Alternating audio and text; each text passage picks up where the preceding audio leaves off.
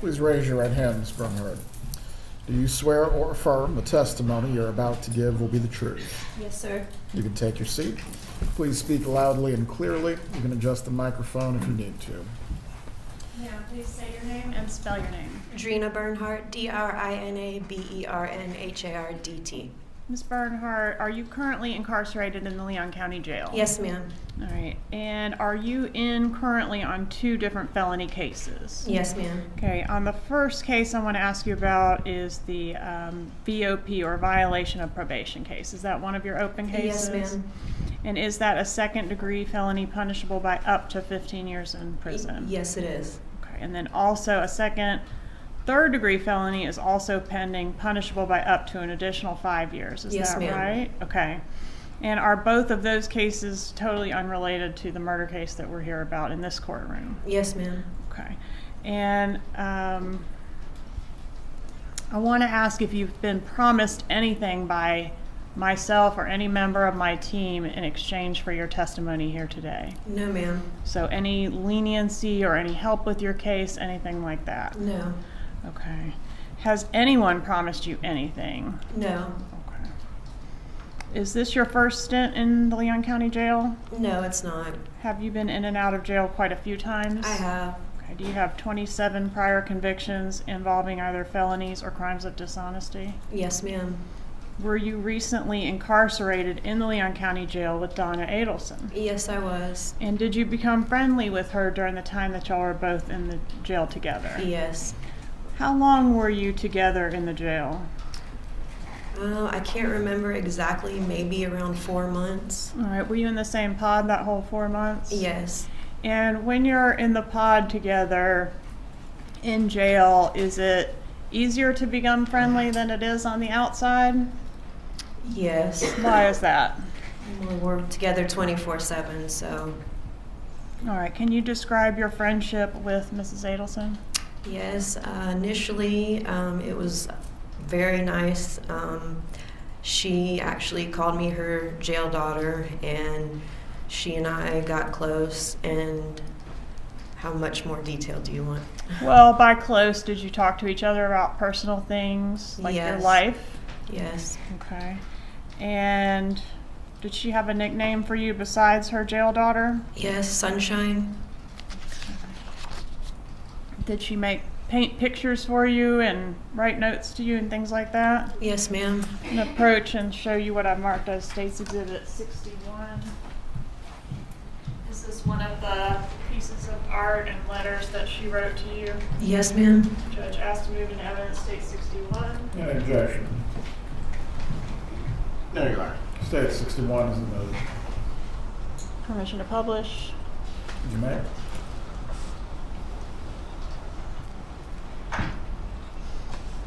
So is this her initials down here? Yes, ma'am. And on the back, is that a little note to you? Yes, it is.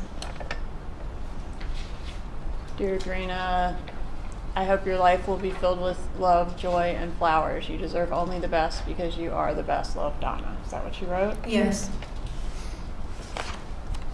And did you return this type of favor and make little art and things for her as well? Probably, yes.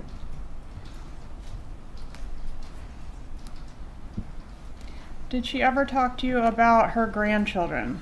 Yes, she did. And did she tell you anything about the type of relationship that she had specifically with the children of the deceased in this case? Yes, she said she was very close with them, and every now and then she would call them her children. Okay, and I want to ask you about whether Mrs. Adelson, during the time that y'all were friendly, ever discussed her case with you. Yes. Okay, and was her bringing up her case something that she did a lot, or was it only one time? It was often. Okay, so it was something that she was Doing talking a lot. about daily. Yes. Okay, and was it a bunch of different aspects of her case she would talk about, or only one thing? It was different aspects. At some point, did you end up reaching out to law enforcement to report some of the things that she had been saying to you about her case? Yes, I did. And why did you do that? Well, initially I did it for selfish reasons, but more that I spent time with Donna, I realized that it was morally correct and I wanted to get justice for the Markel family. Okay, so you felt it was the right thing to do, but you were also hoping to get something out of it. Yes. And what kind of thing were you hoping to get out of it? Just help, lighter sentence, maybe rehab. Okay, and are you still hoping that might be the outcome for you? Maybe, but right now I'm more interested in justice for the Markel family. Did Donna Adelson ever talk to you when she was talking about her case? Did she ever mention any concerns about the testimony of her son, Rob Adelson? She did. She said she was extremely worried about his testimony. Okay, so that was something that she brought up often or only Yeah. one time? A few times. Okay. Did she ever mention to you a state witness by the name of Catherine Magbanua? Yes. And was Ms. Magbanua somebody that was known to you? Yes, I knew Miss Magbanua from being locked up with her years before. And how did she first bring up Magbanua to you, or did you bring Magbanua up to her? I can't remember exactly how it was brought up. I just know that it was brought to her attention. Brought to her attention that you knew Magbanua? Yeah. Okay. And at some point, did the defendant try to recruit you to become a witness for her in this case? Yes. How did she first approach you about that? She asked me if I would be willing to do it, and I said yes. Okay. And was this topic discussed one time or more than one time? More than once. How many times can you estimate? A lot? A lot, yes. Okay. And what is it that she wanted you to testify about? She wanted me to testify about numerous different things about Kay, mostly about Miss Magbanua. And Miss Magbanua, you knew her by the nickname Kay? Yes. Okay. And so she had some things she wanted you to say about Kay. Correct. At some point, did she prepare a script for you of exactly what she wanted you to testify to? She did. I'm going to approach and show you what I've marked as State's Exhibit 62.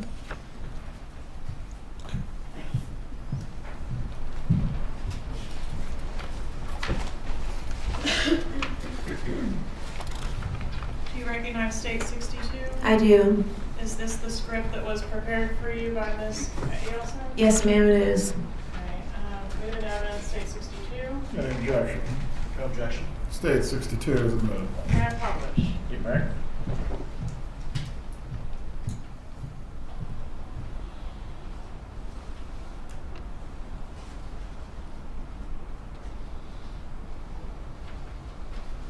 Whose notebook is this? That's mine. And whose handwriting is this on this first page? That's Donna's, Miss Adelson.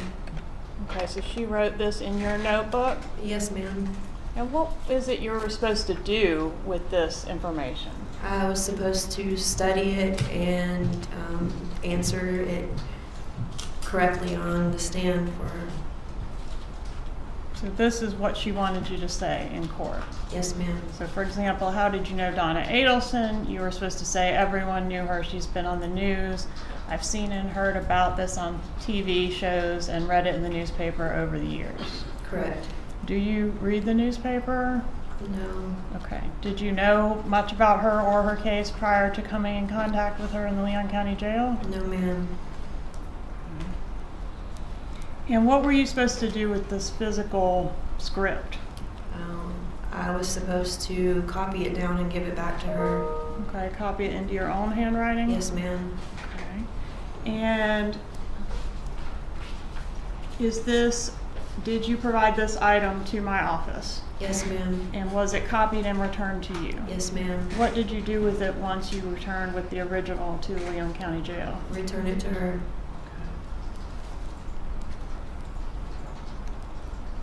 I'm gonna go down a paragraph here.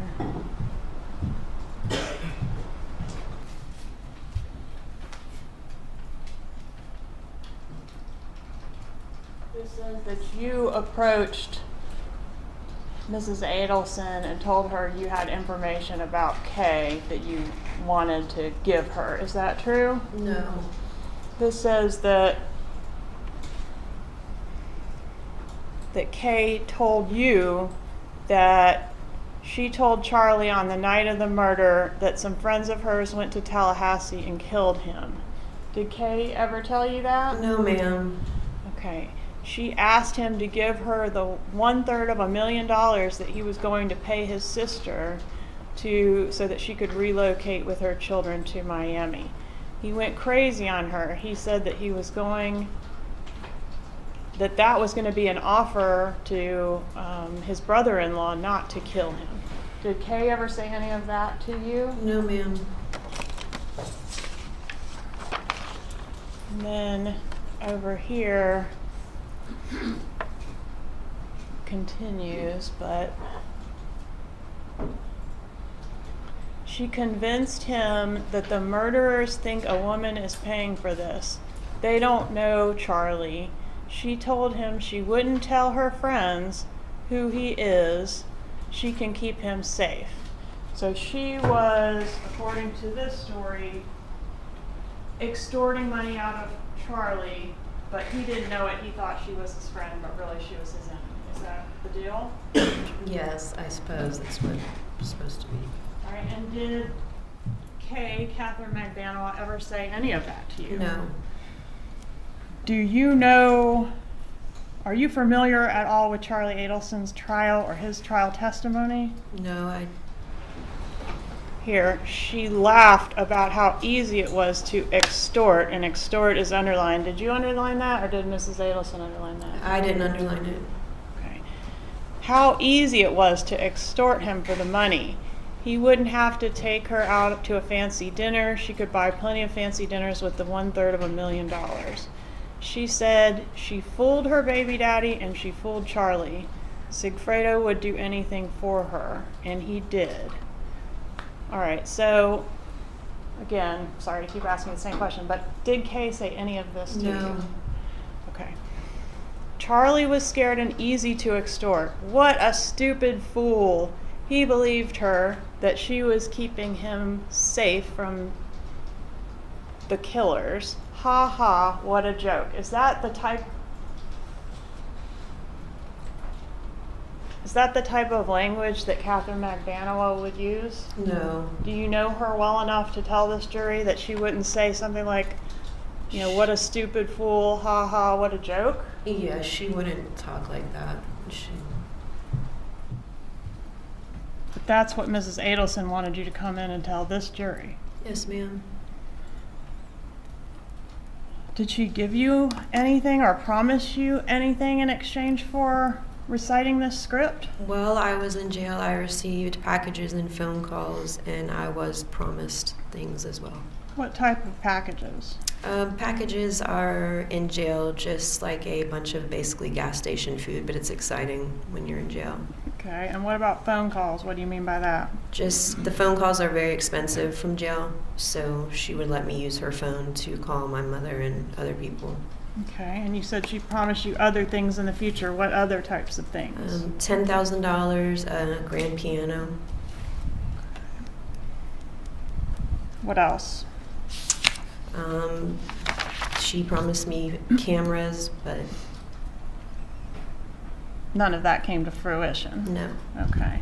And what about pills? Did she mention anything to you about pills? Yes, that if I needed pills, that I could call a doctor named, I think, Obed. I think that's his name. Okay. Yes. And that person would write you some prescriptions? Yes, ma'am. And why would you be in need of prescription medication? I'm a recovering drug addict.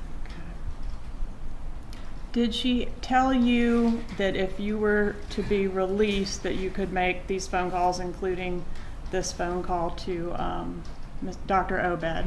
Yes. Okay, and how were you going to get these other items, like the $10,000? The money would be through something called Zelle. Okay, and who was going to send the money through Zelle? Harvey. That's her husband, Harvey Adelson? Yes. And how are you supposed to contact Harvey Adelson? Through a phone app called Signal. Okay, had you ever heard of the phone app Signal before? No, ma'am. Okay, one moment, please, Your Honor. No further questions at this time, Judge. Cross-examination. Yes, Your Honor, just a moment. So before you cross, please approach. Now, you testified that you haven't been promised anything, correct? Yes, sir. Isn't it true that you were released from jail on February 11th, Yes, 2025 as a result of your cooperation in this matter? Oh, I don't know if it was a result of my cooperation, but yes, that's when I was released. Okay. And so you met with law enforcement. In fact, you sent a letter to a Detective Turner in December of 2024, correct? Correct. Okay. And you said that you had information about Donna Adelson, correct? Correct. And that you cooperated in the past and you wanted to do it again. Correct. And then as a result of that, on December 18th, Detective Turner came and met with you. Correct. And you spoke with him about this matter. Yes, sir. And then on December 20th, you were taken up to the state attorney's office to meet with the state attorney's office, correct? Yes, sir. Okay. And then as a result of that conversation, on February 11th, you were released. I don't know if that's how it works. Okay. Now, I want to back up a little bit. You've met prior to being rearrested in September of 2024. You knew Patricia Berg, correct? Correct. Okay. Were you guys friends on the outside? No. Just on the inside? Yes, sir. But you've been friendly before? Friendly, I suppose, for jail. Now, when you first met with law enforcement or the state attorney's office on December 20th of 2024, towards the end of that conversation, you said to them, "Did I do a good job?" Isn't that true? Yes, it is. Now, when you met with them on that day, the offer that you'd had at that point was 5 to 6 years in prison, correct? Yes, sir. Okay. Now I want to back up a little bit. Let's see. So that violation of probation.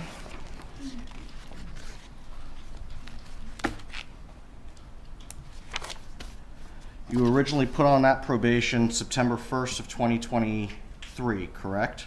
Correct. Okay.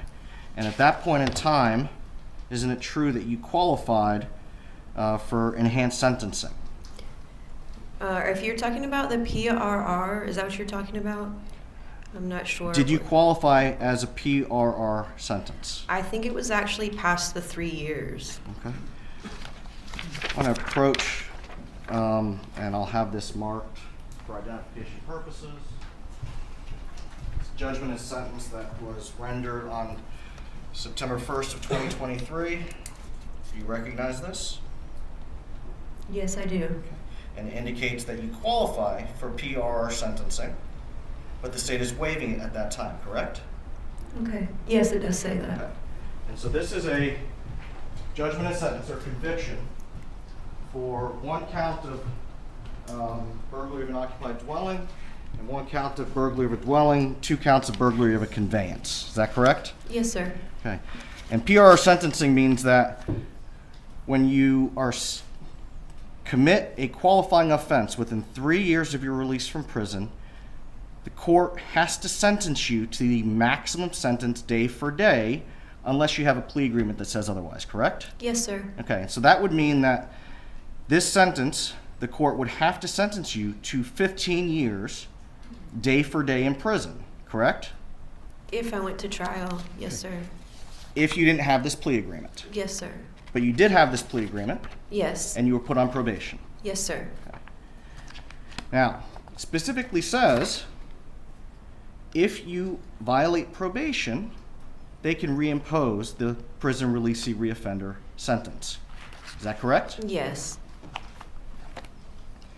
Unfortunately, you did violate that probation, didn't you? I did. Okay. And on June 18th of 2024,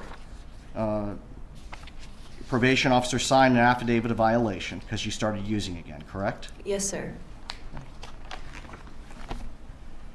You were rearrested.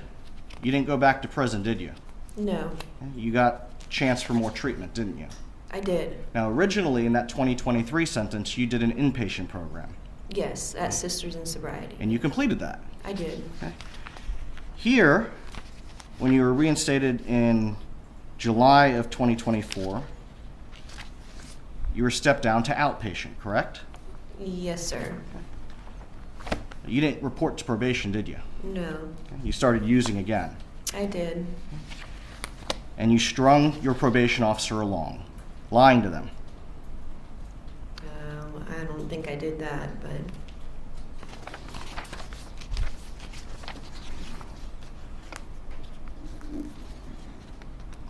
You did not make yourself available for supervision.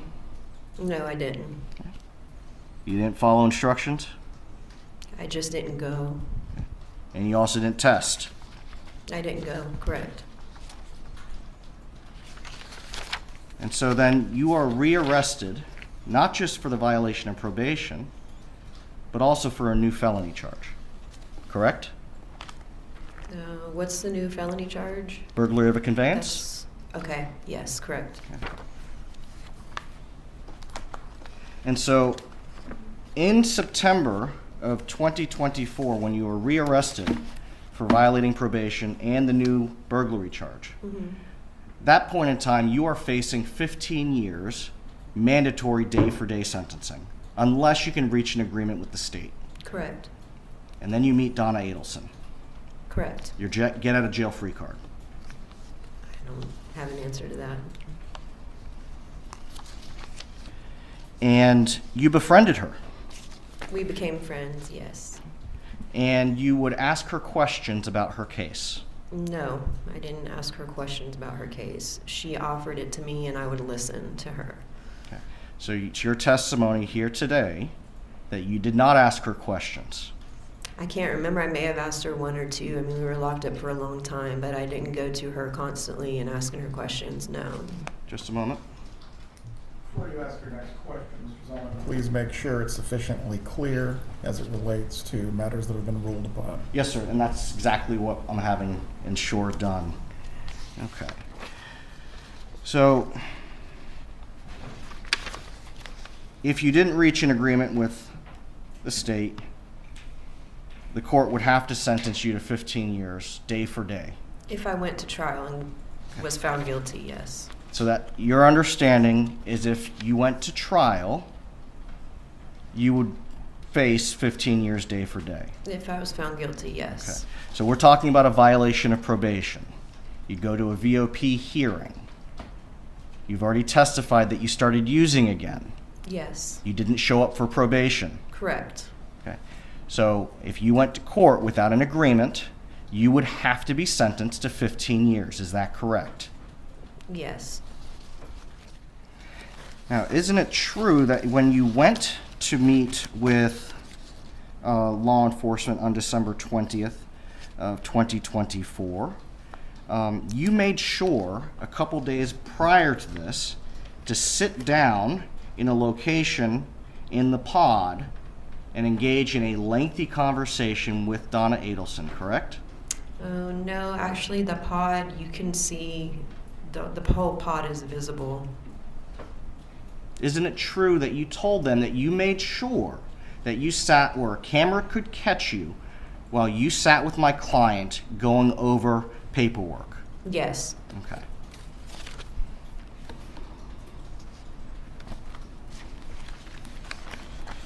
And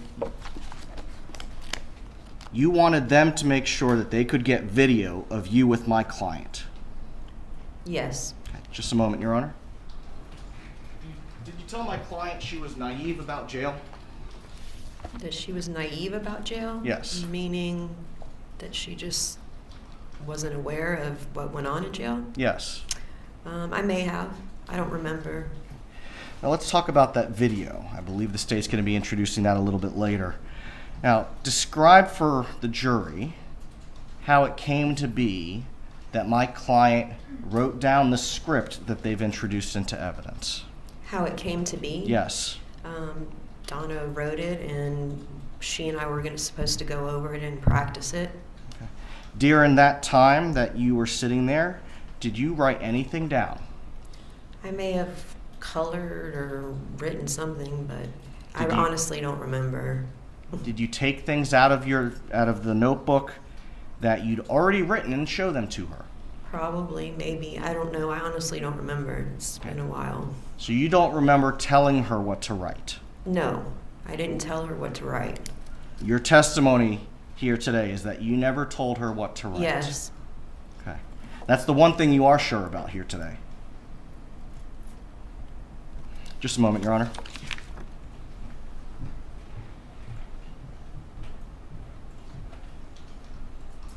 Nothing further? Redirect examination.